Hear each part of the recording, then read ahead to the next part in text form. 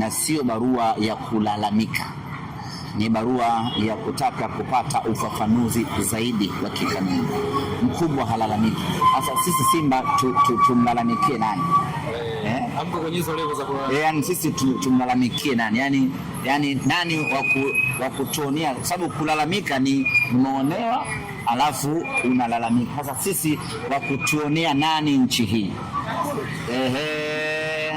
Kwa hiyo sisi tunaandika barua, ni kweli tumeandika barua kwa ajili ya kutaka kupata ufafanuzi wa kikanuni.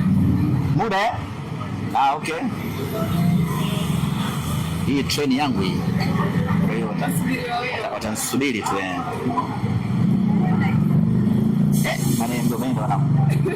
Kwa hiyo tumeandika barua ya kutaka kupata ufafanuzi juu ya baadhi ya mambo kuelekea katika mchezo wetu wa dabi tarehe 1 ya mwezi wa 3, na hatungependa kuyaanika wazi ama kusema wazi ni mambo gani ambayo tunahitaji kupatiwa ufafanuzi, na tunafanya hivyo kwa ajili ya kuepusha taharuki.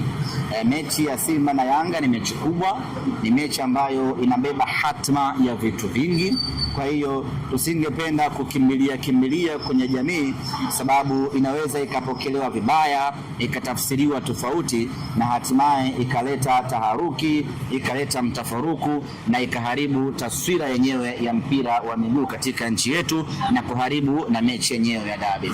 Kwa hiyo tumeandika hiyo barua, imekwenda bodi ya ligi, na bodi ya ligi wameshatujibu, wametupa ufafanuzi, mambo yanakwenda vizuri kweli. Hatuna mashaka, mambo ya kuridhika mpaka nipewe mwongozo na viongozi wangu, lakini niseme tu ya kwamba tumeshaandika barua, tumeshapata majibu, mambo mengine yanaendelea. Sababu itafsiri kama mnaogopa Guantanamo kama mnaogopa. Sisi hatuogopi popote, lakini tunataka tupate uhalali wa kisheria, uhalali wa kikanuni juu ya maamuzi haya. Na changamoto kubwa ambayo imejitokeza ni kuona taarifa ya mabadiliko ya uwanja inatolewa kwanza na klabu husika badala ya mamlaka husika.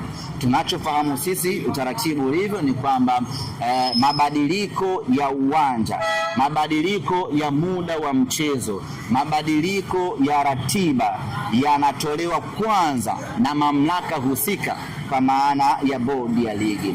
Haijawahi kutokea, hii ndo mara ya kwanza klabu inatangaza mabadiliko ya uwanja kabla ya mamlaka husika, kwa maana ya bodi ya ligi. Hapo ndiko ambapo sisi tunaona ipo shida, na tukaomba kupata ufafanuzi kutoka kwa bodi ya ligi, na bodi ya ligi ikatujibu, na mambo yanakwenda musana. Kwa hiyo sisi kwetu hatuna changamoto yoyote, tunataka tu kupata ufafanuzi, mambo mengine yaendelee.